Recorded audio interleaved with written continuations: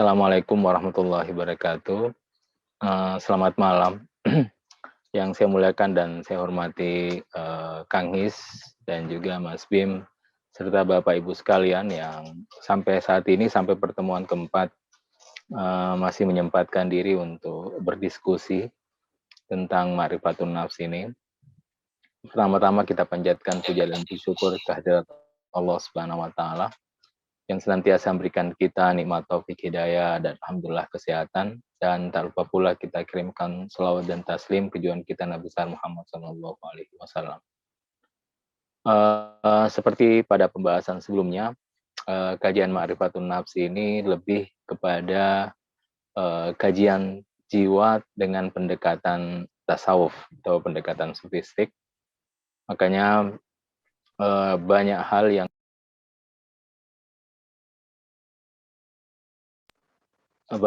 terkait dengan dimensi batin manusia, dan ya tentu karena ini terkait dengan pembahasan sufistik ya.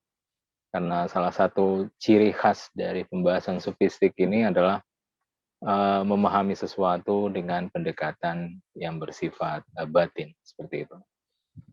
Dan kita sudah sampai di pertemuan keempat, insya Allah tinggal 2 pertemuan. Ini sekedar menambah khazanah perbenaran kita tentang jiwa dari beberapa kaidah-kaidah yang sudah kita lewati, dan beberapa hal sedikit banyaknya kita tahu dimensinya. Nah, sekarang kita masuk di pembahasan yang keempat ini. Saya akan memulainya dengan pembahasan Al-Quwah Al-Mutakhayilah atau Fakultas Kreasi Imajinasi. Ini dalam bahasa Arabnya disebut dengan Al-Quwah Al-Mutakhayilah. Nah, ini penting sekali memahami ini karena fakultas mutakhayilah, jadi ini bukan khayal ya. Jadi ada khayal, ada mutakhayil. Mutakhayil ini namanya juga mutakhayilah, dia sangat aktif dan sibuk. Jadi sebenarnya kalau ada pesan-pesan para filosof, pesan-pesan dari para nabi, dari orang-orang bijak tentang kendalikan dirimu, sebenarnya lebih banyak pada mengendalikan quwa mutakhayyila ini, karena dialah yang sangat aktif di dalam jiwa manusia. Jadi kita punya alam khayal di dalam diri. Alam khayal ini sebenarnya berfungsi untuk merekam data, makanya dia disebut sebagai bank data. Jadi apapun bentuk-bentuk yang kita tangkap, bentuk ini bersifat umum, baik itu dalam melalui penginderaan, pencerapan, pendengaran, itu semuanya bentuk ya. Bentuk-bentuk, nah itu tersimpan di alam khayal. Nah, bentuk ini bukan cuma dimensi fisik, tetapi juga dimensi batin. Karena di pembahasan kemarin kita sudah membahas bahwa panca indera itu selain daripada indera, selain ada indera lahir juga ada indera batin. Nah, jadi bentuk-bentuk yang ditangkap di alam batin pun itu disimpan di alam khayal. Nah, siapa yang menyimpan ini? Nah, yang menyimpan ini adalah al-quwah al-mutakhayyil. Disebut dengan creative imagination. Bahasa Inggrisnya itu creative imagination. Makanya namanya sebagai fakultas kreasi imajinasi. Dia yang sangat aktif. Jadi dia seperti apa ya? Seperti alat yang menyimpan, mengambil, menyimpan, mengambil. Kadang dia menyusun dari satu bentuk ke bentuk yang lain. Kadang dia menggambarkan sesuatu dengan hasil gabungan dari gambar-gambar. Itulah yang membuat kita sibuk oleh pikiran kita sendiri, seperti itu. Misalnya yang sedang kita jumpa itu misalnya menjelang tidur ya. Menjelang tidur kan pikiran kita ke sana kemari ya. Dari satu file ke file yang lain. Apakah di suasana kantor atau suasana dengan kawan atau macam-macam, kita diantar dari satu file menuju file yang lain, seperti itu. Nah, inilah kerja dari Al-Quwah Mutakhayilah atau fakultas kreasi imajinasi. Jadi dia sangat aktif, sangat sibuk untuk melakukan hal yang tadi. Makanya saya hubungkan tadi kalau banyak pesan untuk kendalikan diri, itu lebih kepada yang ini, yaitu mengendalikan Al-Quwah Mutakhayilah tadi. Suara hilang timbul. Apa suara saya jelas sekarang? Jelas. Iya. Mohon maaf kalau bisa di-mute ya.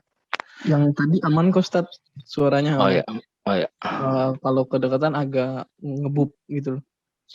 Oh iya ya. Oke. Nah, jadi Quwah Mutakhayilah ini adalah satu fakultas dalam diri kita yang sangat sibuk. Inilah yang mesti dikendalikan, kalau tidak dia akan menyibukkan kita. Makanya ada hadis dari Rasulullah, sibukkanlah dirimu, jika tidak kau sibukkan dirimu, jiwamu akan menyibukkan dirimu. Itu kan?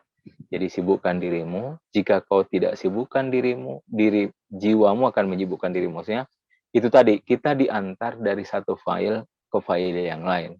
Oleh siapa? Oleh Quwah Mutakhayilah di sini, atau creative imagination. Makanya kenapa disebut creative imagination di sini, imajinasi yang begitu terus berkreasi, karena dia mengambil file-file, menggabung file-file, membawa kita dari satu suasana ke suasana yang lain, dan terus seperti itu. Jadi terus-menerus seperti itu. Dan dalam suluk ya, dalam suluk ini yang mesti manusia harus kendalikan terlebih dahulu, yaitu Al-Quwah Mutakhayilah. Karena alam khayal itu dia cuma gudang menyimpan bentuk-bentuk tadi. Jadi apapun bentuk yang kita terima disimpan di alam khayal. Nah, yang sibuk bekerja ini disebut dengan Al-Quwah Al-Mutakhayilah. Dan ini menarik ya, karena begini juga bisa terkait dengan dimensi mimpi. Nah, saya ceritakan sedikit. Apa yang kita lihat di alam mimpi itu juga hasil kerja Al-Quwah Mutakhayilah. Maksudnya begini, misalnya kita dapat mimpi dan mimpi kita tersambung dengan alam khayal. Mudah-mudahan Bapak Ibu masih ingat pembahasan kita kemarin bahwa kita di dalam diri kita ada khayal, ada imajinasi, di luar ada alam khayal. Nah, ketika dia tersambung, alam khayal kita dengan alam khayal yang ada di luar, maka apa yang kita saksikan itu adalah suatu bentuk yang nyata, yang benar, seperti itu. Sama dengan kita di dunia sekarang ini, karena mata kita terbuka sehingga kita bisa melihat dengan baik apa yang ada di luar. Jadi kita bisa melihat dengan baik apa yang ada di luar. Nah, begitu juga di alam khayal. Kalau mimpi kita tersambung dengan alam khayal di luar, maka kita akan melihat sesuatu yang nyata. Nah, kadang mimpi ini tidak berasal dari alam khayal, gitu. Kadang mimpi itu berasal dari alam yang lebih tinggi, yaitu di alam akal atau di alam ruh, gitu. Atau bahkan lebih tinggi lagi, itu pemberian dari Tuhan. Jadi pemberian dari Tuhan, yaitu pemberian dari ilahi. Yaitu kita diberikan apakah itu isyarat atau pengetahuan dan seterusnya. Kenapa? Karena pengetahuan itu kan abstrak ya. Ilmu itu tidak punya bentuk. Akan tetapi karena pesan itu harus lewat mimpi, makanya dia harus punya bentuk seperti itu. Harus punya bentuk. Nah, sehingga ditransferlah dari alam yang tidak punya bentuk, yaitu di alam ruh, masuk ke alam khayal yang punya bentuk. Nah, siapa yang menggambarkan ini? Itu adalah Al-Quwah Mutakhayilah. Gitu. Jadi dia menangkap makna dari alam alam ruh atau alam ilahi, makom ilahi, ke alam khayal itu yang bekerja itu juga Al-Quwah Mutakhayilah. Nah, sehingga kata para sufi, kalau kita tidak didik dengan baik Quwah Mutakhayilah ini, dia tidak menjadi penerjemah yang bagus seperti itu. Sehingga kita tidak melihat itu sebagai pesan Tuhan. Maksudnya kita tidak tahu ini apa sih sebenarnya. Makanya kalau misalnya kita ke orang pintar atau ke sufi gitu untuk bisa minta menakwilkan mimpi, dia bingung gitu. Ini tidak ada maknanya. Tapi sebenarnya boleh jadi bukan tidak ada makna, tetapi kuwa mutahayyila kita karena kita tidak didik dengan baik, sehingga dia tidak menerjemahkan dengan baik. Nah, apa maksudnya tidak mendidik dengan baik? Itu ada bagus pernyataan dari Ibnu Sina, kata Ibnu Sina, kalau dalam keseharian, jadi kalau ada orang dalam kesehariannya dia sering berdusta, maka ketahuilah di alam mimpinya pun dia akan berdusta, seperti itu. Jadi bagaimana pengaruh dari alam lahir ini itu bisa mempengaruhi dimensi batin kita, terutama al-quwah mutakhayilah tadi. Jadi kuah mutakhayilah, dan makanya ini sangat penting khususnya untuk mendidik diri kita ya, biar kita seluruh dimensi dalam diri kita itu fokus kepada satu, yaitu ilahi. Nah, untuk bisa fokus kepada ilahi, makanya perlu mendidik tadi untuk dia tidak kemana-mana. Makanya kitalah yang mengendalikan kuah mutakhayilah ini. Jangan sampai dia yang mengendalikan kita. Nah, kalau kita tidak bisa mengendalikan dia, maka dialah yang mengajak kita dari satu file ke file lain, dari pokoknya macam-macam. Dia akan tar kita ke satu file lain, dia juga bisa berbentuk dari file itu kita melanglang buana terus menerus sampai misalnya ke angan-angan. Makanya dalam suluk itu hal yang paling penting ini adalah mendidik al-quwah mutakhayilah. Jadi hadis tadi yang saya sebutkan bahwa jika sibukkanlah dirimu, jika kau tidak bisa menyibukkan dirimu maka jiwamu yang akan menyibukkan dirimu. Nah, jiwa yang dimaksud di sini adalah al-quwah mutakhayilah. Dan ini sangat dekat dengan dimensi materi, karena dia juga bisa perantara antara bentuk di alam materi dengan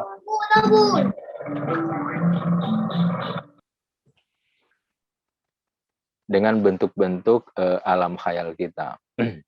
Dengan bentuk-bentuk. Jadi al-quwa al-mutakhayyila. Nanti saya tuliskan ininya bahasa Arabnya di grup. Al-quwa al-mutakhayyila. Jadi quwa itu potensi, al-mutakhayyila itu kalau diterjemahkan dalam bahasa Inggris creative imagination. Disebut creative imagination. Nah, cuma para sufi menyebutnya al-quwah al-mutakhayyila. Jadi dia perantara, dia paling sibuk menangkap dari atas, kemudian ditampilkan seperti itu. Di al-quwah al-mutakhayyila. Ya, di slide selanjutnya. Nah, ini juga menarik, masih terkait dengan hal tadi ya, bahwa bagaimana sih, karena kita kan ada kayak kita tadi menyebut menyimpan ya, bentuk-bentuk yang kita lihat itu disimpan di dalam alam khayal. Nah, cuma bagaimana prosesnya? Prosesnya itu adalah jiwa yang menciptakan. Jadi, jiwa yang menciptakan bentuk yang dia tangkap. Seperti itu. Jadi, jiwa yang menciptakan bentuk yang dia tangkap, dan setelah itu dia simpan di dalam diri kita. Makanya begini, kan ada ayat itu, wa may ya'mal mithqala dzarratin khairan syarran yara. Siapa yang berbuat sezarah apapun, maksudnya sekecil zarah pun kebaikan keburukan itu Tuhan akan lihat, akan dimintai pertanggungjawaban gitu. Karena kenapa? Karena setelah kita melakukan sesuatu baik itu dan melihat dan seterusnya, jiwa kita mencipta hal tersebut, bentuknya. Jiwa mencipta hal tersebut. Makanya salah satu kerja jiwa itu adalah mencipta, berkreasi. Jadi dia mencipta bentuk-bentuk yang dia tangkap, yang dia lakukan, yang dia amati, itu semua dicipta oleh jiwa kita. Seperti itu. Nah, jadi dia menyatu dengan jiwa, itulah kenapa dia tersimpan di dalam diri kita. Makanya kalau dalam ranah tasawuf, berdasarkan hal ini sebenarnya tidak ada yang kita lupa, begitu. Cuma ada yang menjadi malakah bagi diri seseorang, bentuk-bentuk itu, ada yang tidak malakah. Malakah itu maksudnya melekat ya. Jadi bahasa sederhananya melekat. Malakah itu adalah suatu hal yang sudah menjadi bagian dari diri. Jadi karena kita sering melakukan, nah itu sudah menjadi malakah. Malakah bagi diri. Nah, karena dia sudah menjadi malakah, makanya dia mudah untuk kita panggil. File itu mudah untuk kita panggil. Nah, akan tetapi kalau dia tidak menjadi bagian dari malakah, maksudnya tidak sering dilakukan, nah dia tersimpan di dalam diri kita. Sulit untuk dipanggil karena memang dia tidak sering kita lakukan, tidak sering kita ingat, tidak sering kita diskusi macam-macam. Tapi intinya seperti itu, bahwa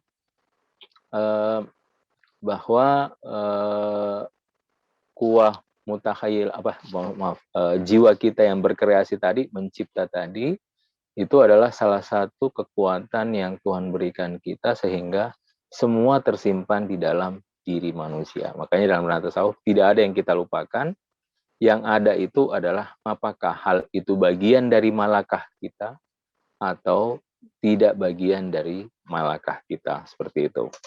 Nah, makanya karena kita memang ini ya tidak sepenuhnya punya kekuatan jiwa yang luar biasa. Bagi orang yang punya kekuatan jiwa yang luar biasa, dia selalu ingat apa yang dia lakukan, karena pasti apa yang dia lakukan itu adalah sesuatu yang menjadi bagian dari dirinya. Dia tidak akan melakukan sesuatu yang di luar dari bagian dari dirinya. Makanya dia akan cepat sekali mengingat sesuatu ya.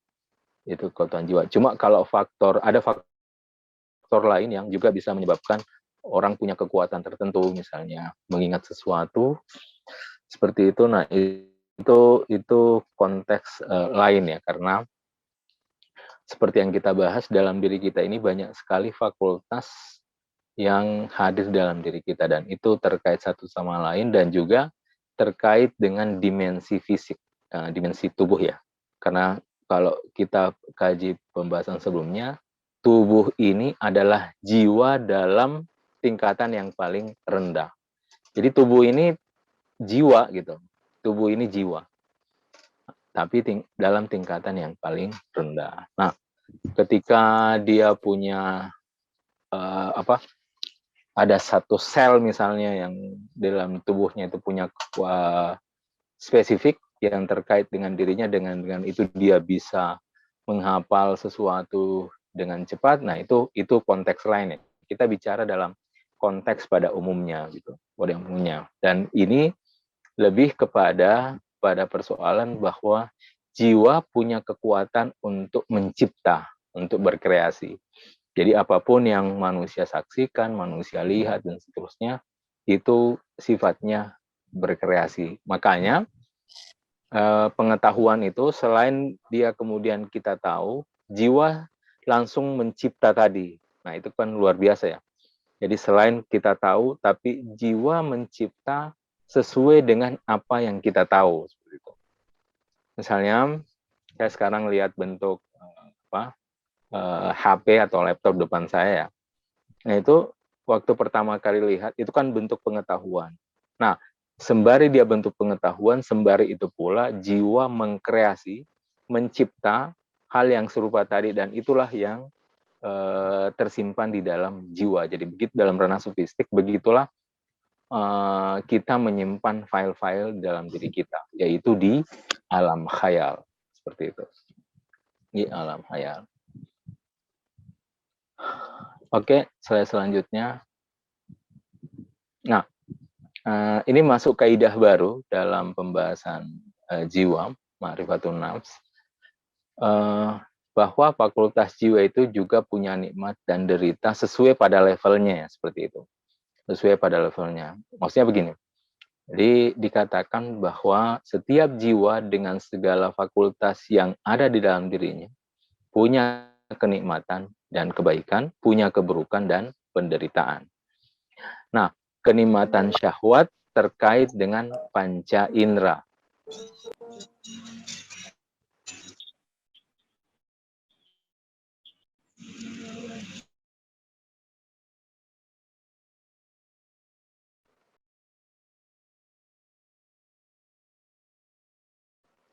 Nah, kenikmatan syahwat terkait dengan panca indera, nikmat amarah kemenangan, nikmat waham harapan, nikmat mengingat adalah tadzakur. Jadi ini yang memang begitu kudrahnya, maksudnya memang begitu secara nature begitu. Bahwa nikmat syahwat itu adalah terkait dengan panca indera. Memang secara nature begitu. Nah, sehingga kalau dia tidak terpenuhi, syahwat dalam diri itu akan merasakan satu bentuk penderitaan. Penderitaan, nah itu bisa mempengaruhi emosi dan seterusnya, seperti itu. Nah, nikmat amarah itu, kalau amarah itu kan dia selalu ingin menang ya. Itu hasrat yang besar dan kemudian bentuk amarah, dan juga akan menang. Memang begitu nature, jadi kita bisa lihat secara nature. Nature begitu. Nikmat waham juga harapan, nah mengingat juga adalah tazakur. Itu adalah nikmat-nikmat yang ada di setiap fakultas. Nah, sehingga lawannya, kalau tidak terpenuhi, kita akan merasakan satu bentuk penderitaan seperti itu. Jadi kita akan merasakan satu bentuk penderitaan kalau itu tidak tidak kita bisa memenuhi seperti itu apa yang diinginkan tadi. Nah, cuma kenapa penting pembahasan ini untuk menjelaskan bahwa kita bisa mengelola hal tadi. Maksudnya memang betul secara nature syahwat itu terkait dengan panca indera seperti itu. Dan jiwa bisa mengelola tadi. Bagaimana sehingga kan tadi diyakini kalau dia tidak terpenuhi maka dia akan merasakan derita ya, karena namanya juga tidak terpenuhi seperti itu.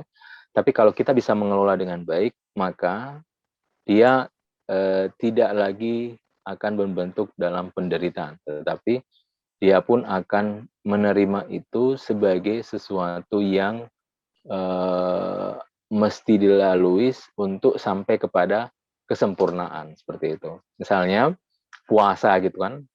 Puasa itu, nah di situ kan kita mau makan, mau minum dan seterusnya. Memang nikmat tubuh itu ya makan minum seperti itu. Nah, tetapi kita mendidik tubuh kita untuk kemudian kita mampu meraih kesempurnaan yang lebih. Makanya di sini ini membuktikan bahwa panca indera ini atau fakultas yang terkait dengan hal ini itu akan terobati ketika dia diberikan pemahaman oleh fakultas yang lebih tinggi, apakah itu ruh atau akal ya, karena dia mendapatkan pencerahan dari sana. Jadi indera pun ketika dia mendapatkan pencerahan dari akal dan ruh tadi, dia akan tunduk gitu. Dia akan tunduk.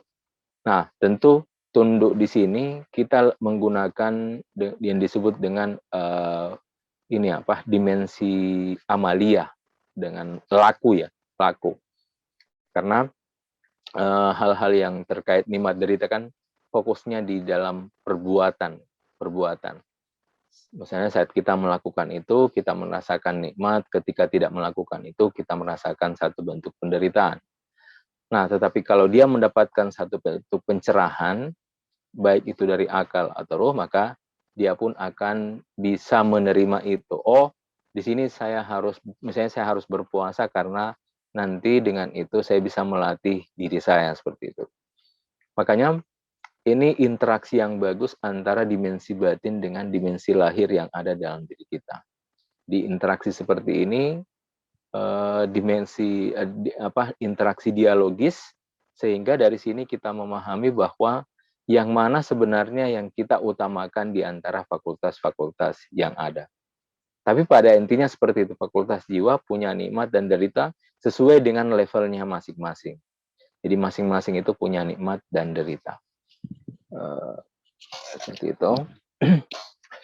Oke, di slide selanjutnya.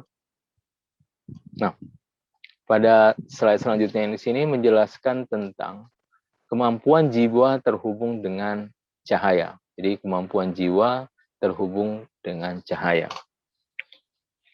Nah, kapan ini terjadi? Yaitu ketika kita, jiwa ini dengan seluruh kemelekatan yang ada ya terhadap dunia materi, itu kemudian kita bisa menemukan kebebasan, merdeka dari kemelekatan dunia. Jadi saat jiwa benar-benar dia merdeka dari nikmat-nikmat materi, nah otomatis dia akan terhubung dengan cahaya. Maksudnya apakah dia terhubung dengan alam ruh atau dia terhubung dengan yang lebih tinggi lagi di Ruhul Kudus. Nanti kita jelaskan Ruhul Kudus. Nah, dia langsung mendapatkan pengetahuan di sana seperti itu. Tapi selama kita masih terkait dengan dimensi dunia tadi, masih terkait dengan kemelekatan dunia, maka jiwa kita sulit untuk naik ke atas menimbah pengetahuan di alam sana secara langsung. Gitu.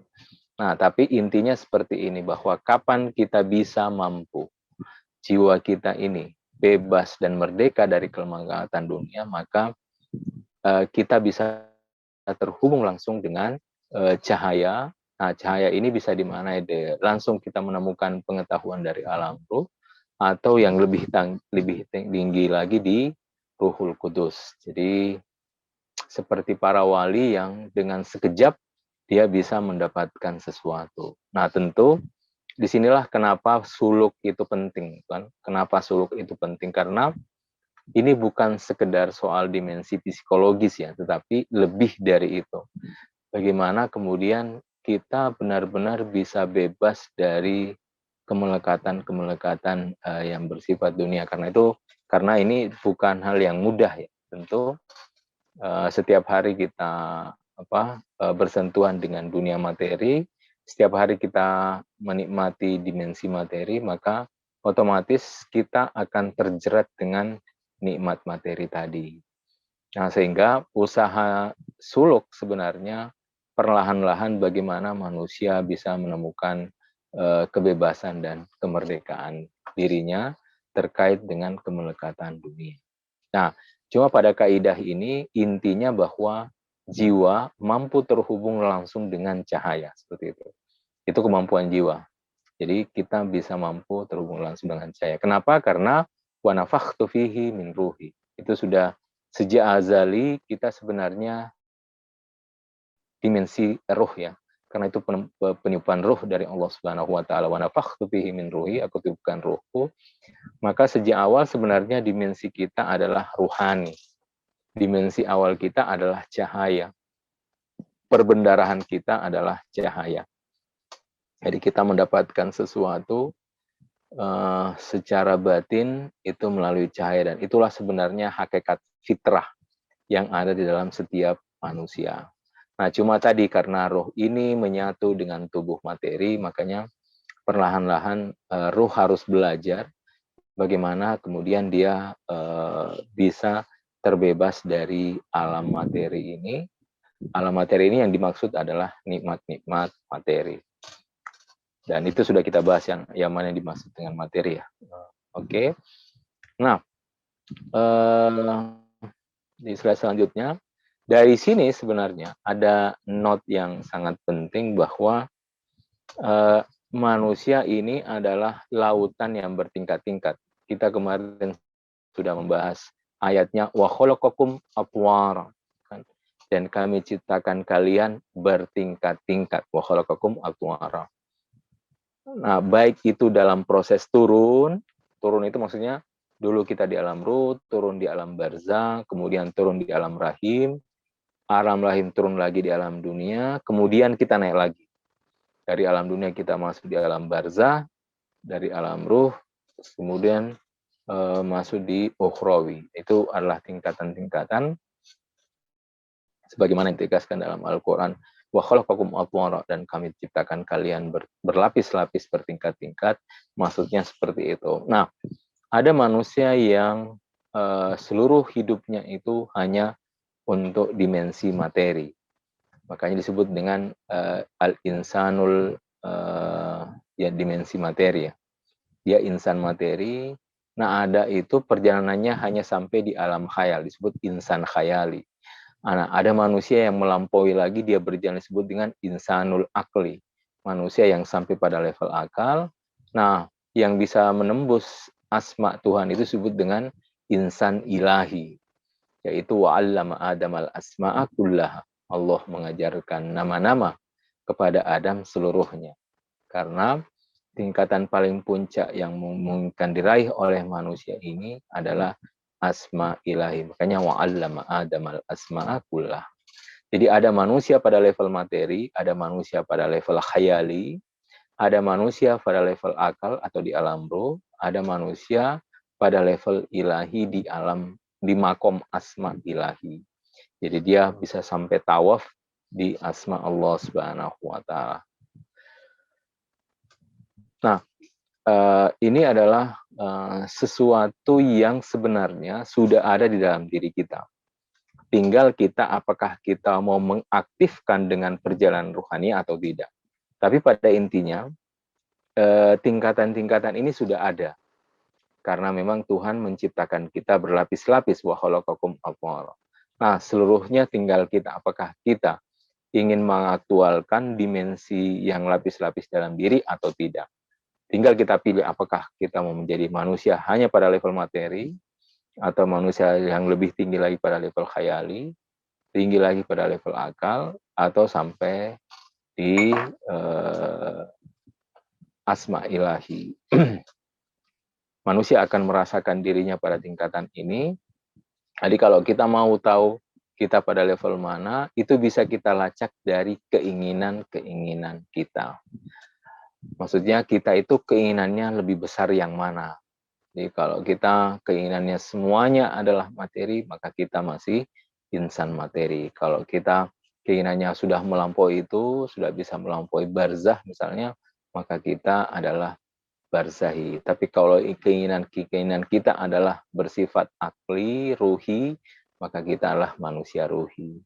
Nah, itu pun selanjutnya kalau kita bisa sampai kepada asma ilahi keinginannya, maka itu disebut dengan insan ilahi. Dan sampai kepada asma ilahi terhubung dengan asma Allah Subhanahu wa taala dan tawaf di asma ilahi. Nah, pada intinya seperti ini bahwa dalam diri kita ada beberapa level tingkatan.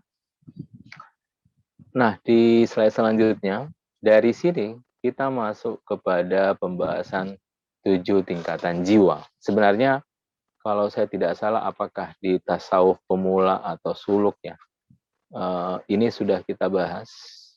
Tapi waktu itu kita bahas kaitannya dengan perjalanan suluk.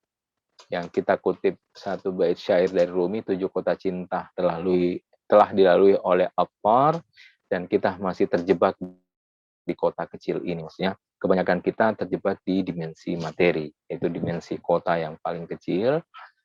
Tapi di sini kita bahas dimensi jiwanya, dimensi yang terkait dengan pengetahuan jiwa. Jadi kalau dalam ranah sufistik, ini banyak namanya, ada disebut dengan lataif, 7 lataif, 7 tingkatan dimensi lataif dalam diri. Lataif itu yang disebut dengan dimensi kelembutan. Kelembutan itu bukan lembut dalam pengertian kita, tetapi keluasan jiwa. Jadi saking luasnya dia menembus.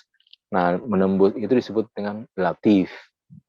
Makanya kalau Tuhan menyebutkan dirinya latif wa huwal latiful khabir, kalau latif ini kan lembut ya, tapi bukan lembut dalam pengertian kapas, dan bukan lembut itu, tetapi lembut itu maksudnya dia menembus sesuatu. Jadi saking lembutnya sehingga dia bisa sampai menembus sesuatu, disebut dengan latif.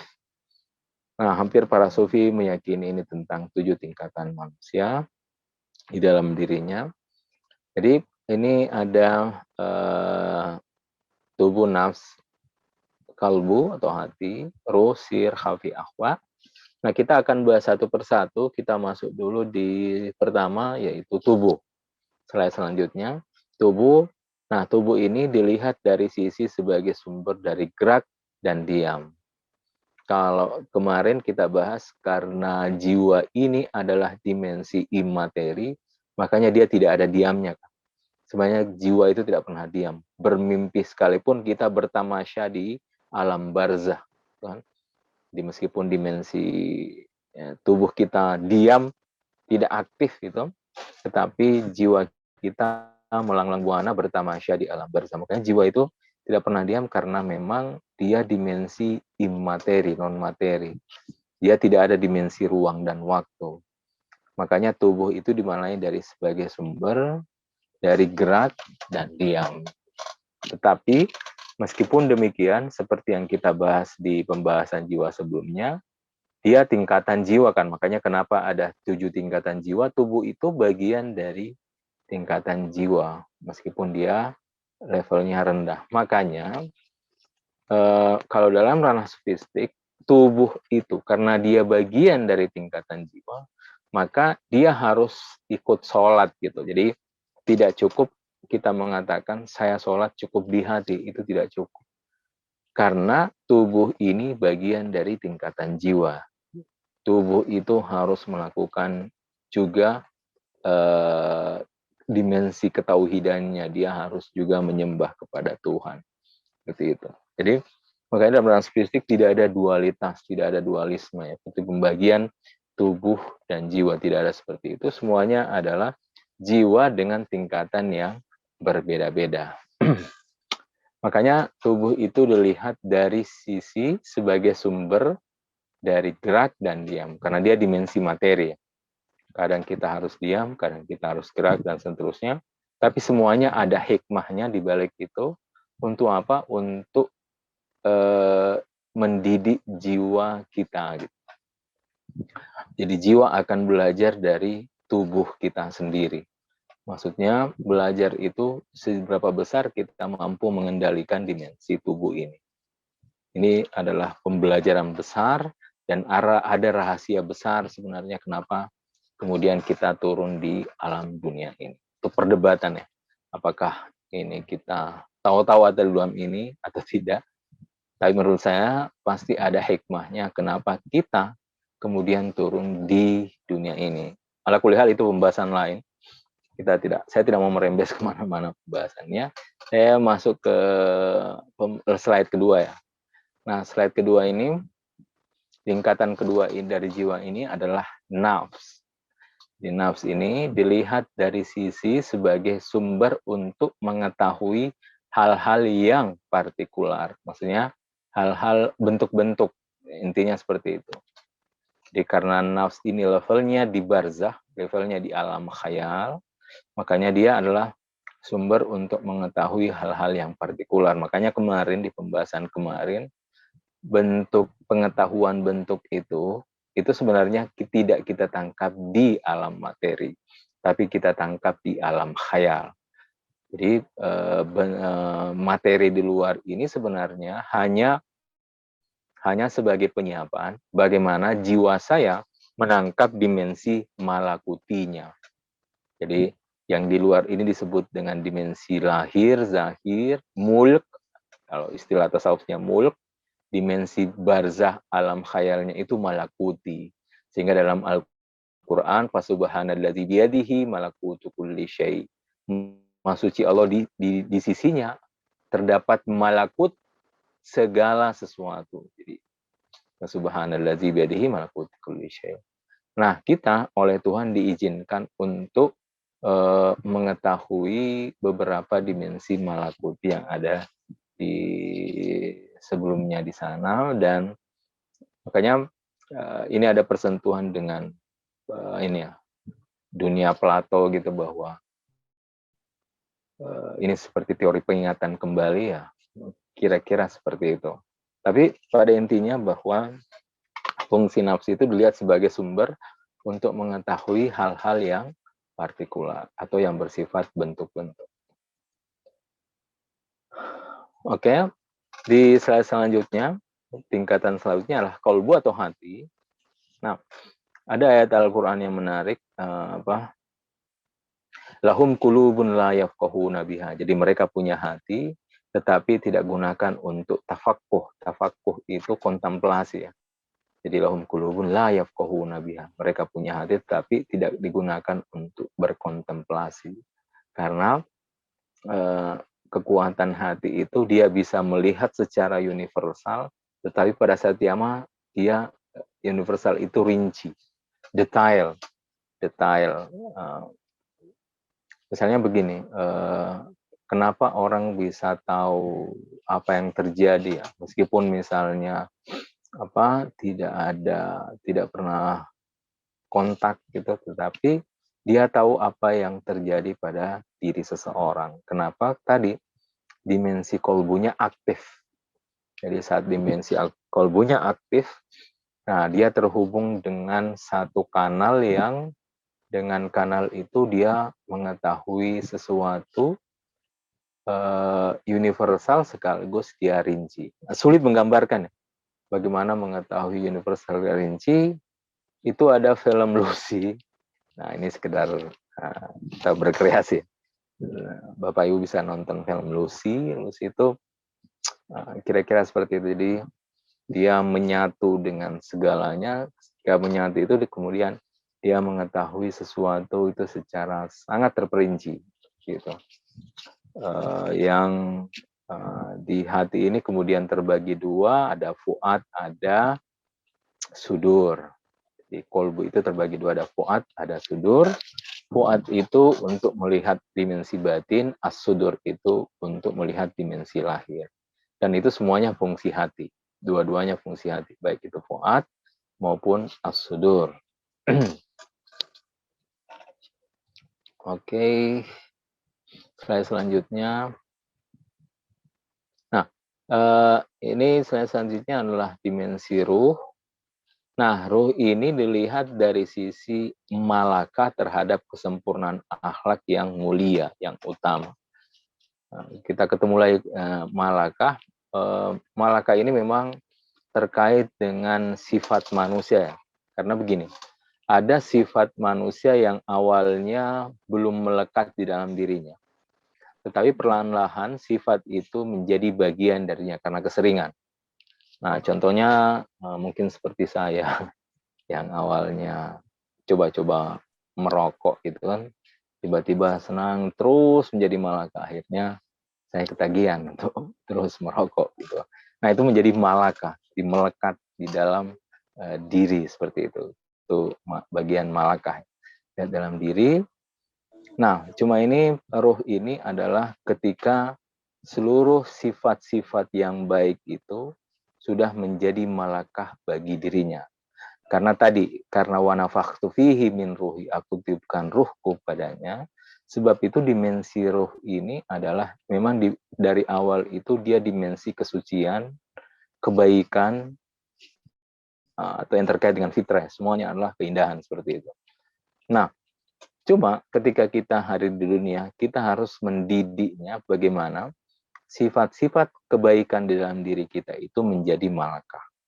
Nah, ketika dia malakah, roh kita itu menjadi aktif, dia aktif. Yang sebelumnya dia terpendam dalam diri, tapi ketika kita mendidik roh kita dengan laku-laku yang baik dan laku baik itu menjadi malakah, nah sehingga dialah yang akan mampu mengendalikan seluruh dimensi di dalam diri kita.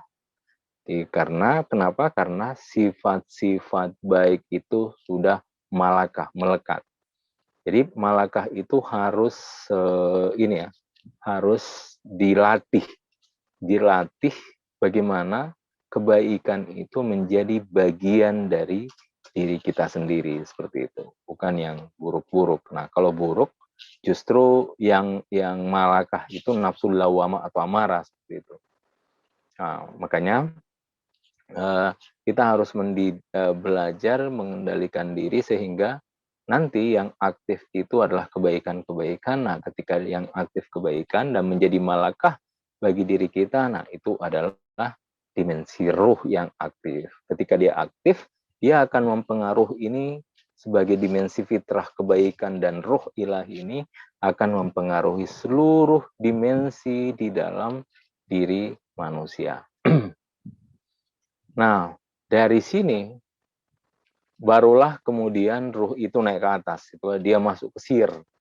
Sir slide selanjutnya. Nah, sir ini adalah dimensi kefanaan jiwa di dalam akal aktif.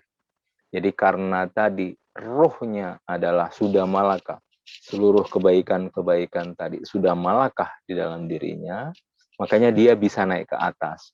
Tapi selama kebaikan-kebaikan itu belum malakah, maksudnya roh ini masih terjerat dengan nikmat-nikmat materi, maka roh ini akan mengikuti apa yang diinginkan oleh materi, oleh tubuh, kenikmatan tubuh kita sendiri. Tapi setelah ruh bisa mengendalikan semuanya dan ruh menjadi pengendali, maka dia bisa melejit ke atas itu, naik ke sir, dimensi yang lebih batin lagi dari ruh, yaitu dia sudah bisa fana di dalam akal aktif.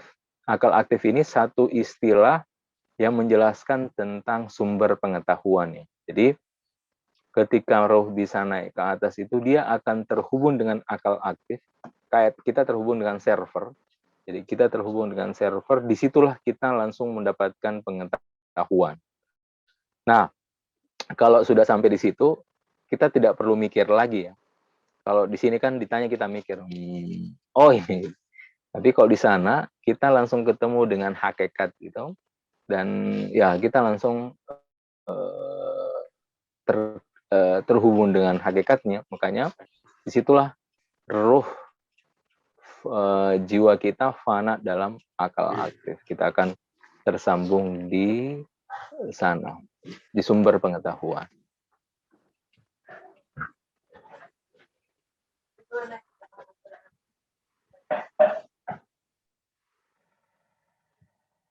Slide selanjutnya, dimensi khafi.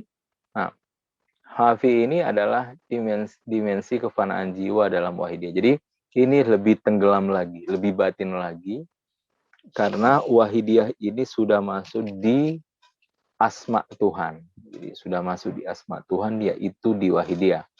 Saya tidak tahu apakah di suluk untuk pemula atau tasawuf pemula kita pernah membahas ini ya, waktu kalau tidak salah kita bahas tentang wahdatul wujud gitu. Kita pernah membahas ini tentang wahidiyah. Intinya wahidiyah itu adalah terkait dengan asma ilahi.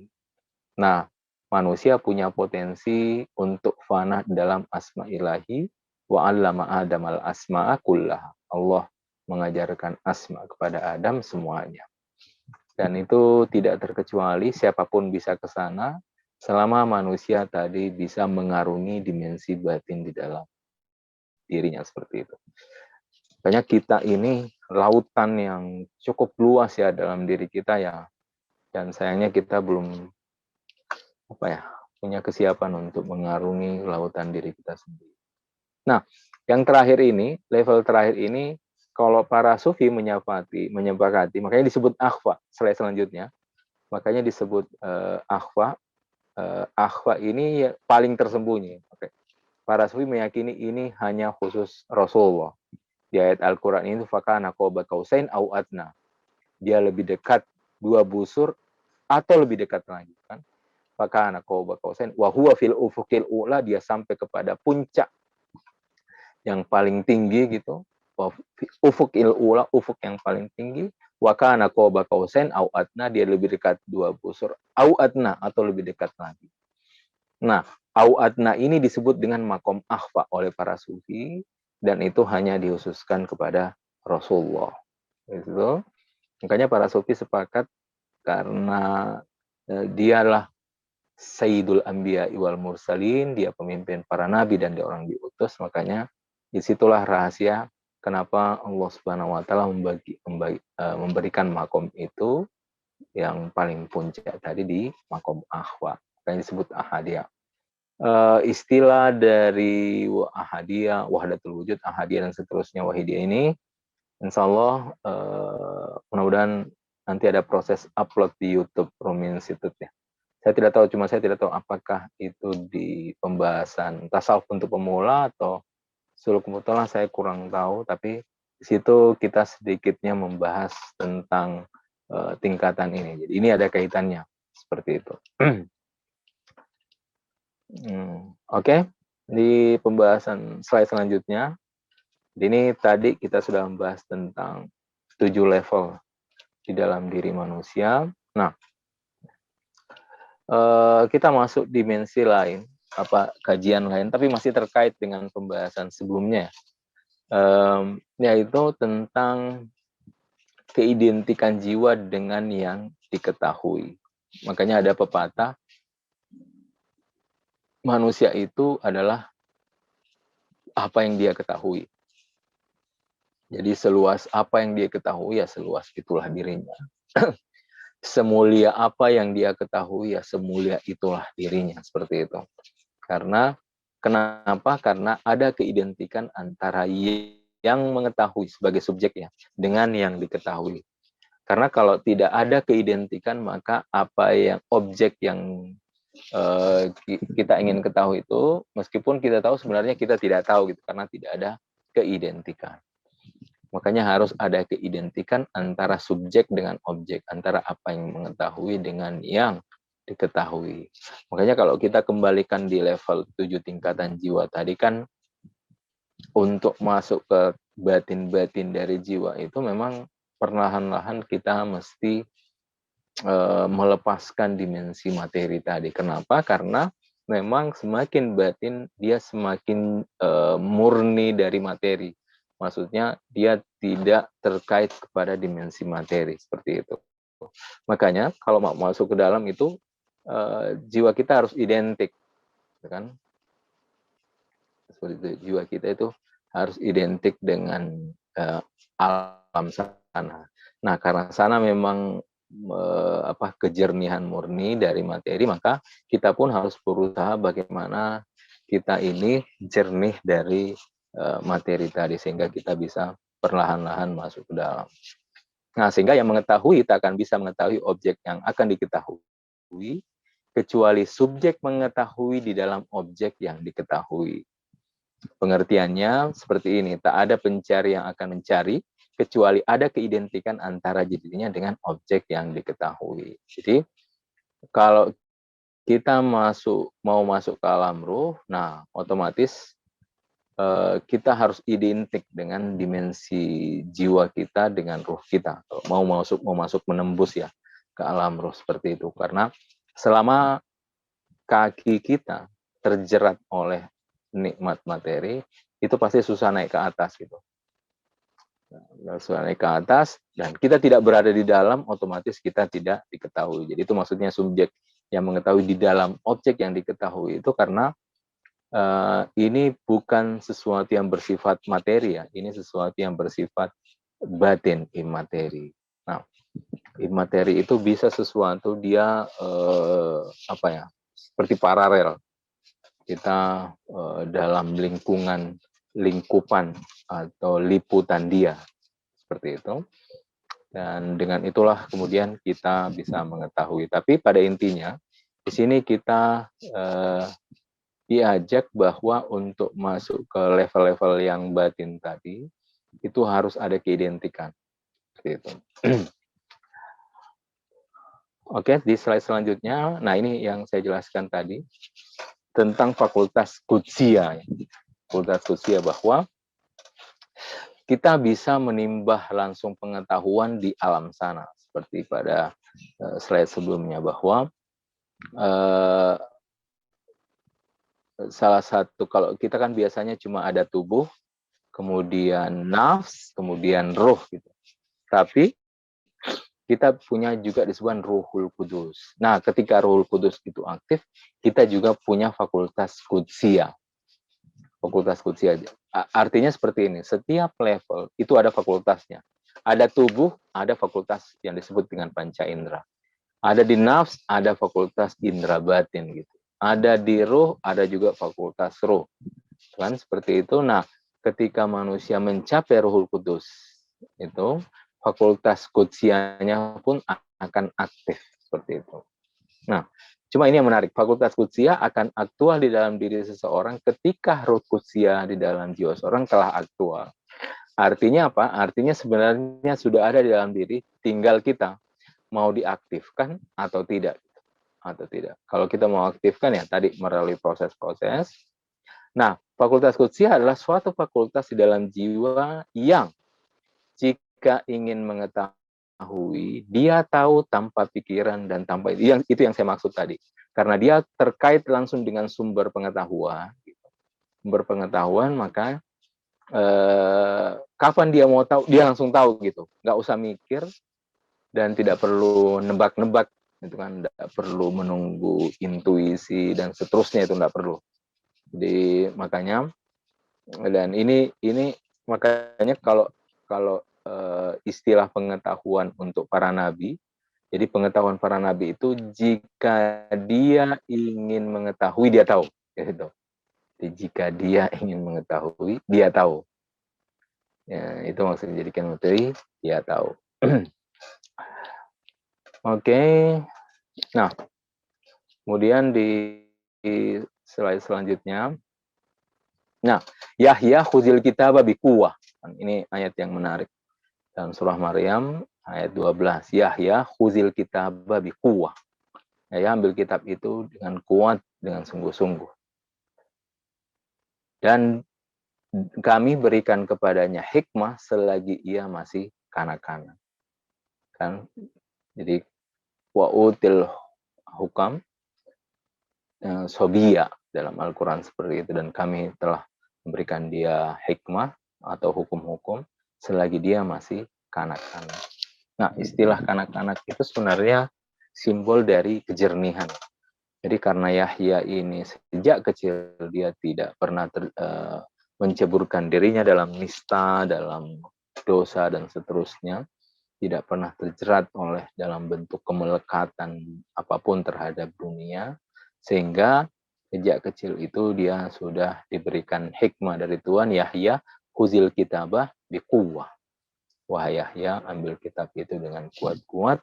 Nah, ini refer terhadap tadi pada kaidah sebelumnya bahwa jiwa punya kemampuan untuk mengakses langsung terhadap pengetahuan tadi.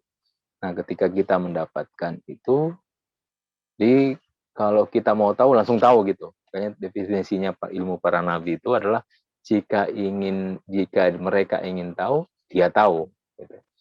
Kenapa istilah begini? Untuk membedakan dengan lain. Kalau kita kan masih proses mikir-mikir, gitu, nebak-nebak dan seterusnya. Nah, ini tidak perlu. Oke, sebagai terakhir, ini slide selanjutnya. Nah, ini. Aku berkata pada manusia, bukannya aku tak tahu, manusia tak ada yang lain kecuali jiwa yang tahu jiwa. Manusia tidak ada yang lain kecuali jiwa yang tahu jiwa. Manusia adalah insania. Di manakah insania? Betapa menjadikan jika kau tak tahu rahasia insania. Terima kasih banyak. Wabillahi taufiq. Assalamualaikum warahmatullahi wabarakatuh.